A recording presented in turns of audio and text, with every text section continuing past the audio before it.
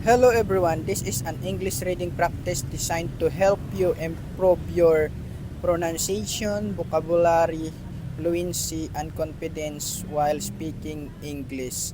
Read slowly, speak clearly, and try to understand the meaning of every sentence. Let's begin. The Lantern by the Sea. Every morning, Daniel woke up before sunrise. He lived in a small fishing village near the sea where the sound of the waves served as an alarm clock. At the age of 23, he had already learned one important lesson in life. Success does not happen overnight.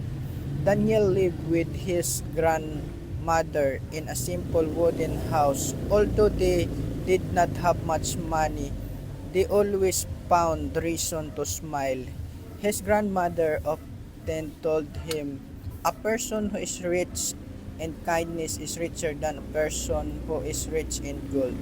One morning, while Daniel was walking alongside the shore, he noticed an old lantern half buried in the sand. It was rusty and covered with dirt. Curious, he picked it up and brought it home. "What are you doing to do with that old thing?" his grandmother asked her. "I don't know," Daniel replied, "but I feel like this is important." That evening, Daniel cleaned the lantern gratefully. To his surprise, he found a small message engraved in its side. It read, "The brightest light comes from the darkest night." Daniel thought about those words for a long time. He realized that they reminded him of his own life. There had been many difficult moments. Sometimes he felt discouraged because he could not afford to go to college. Sometimes he wondered if he would ever achieve his dreams. Nevertheless, he continued to work hard every day. He helped the fishermen repair their nets, sold fresh fish at the market, and saved every coin he earned. Months passed, and Daniel finally saved enough money to start a small business. He bought a second-hand boat and began delivering supplies nearby villages.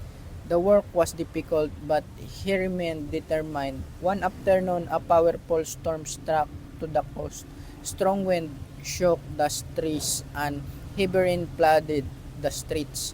Many boats were lost, and people became frightened.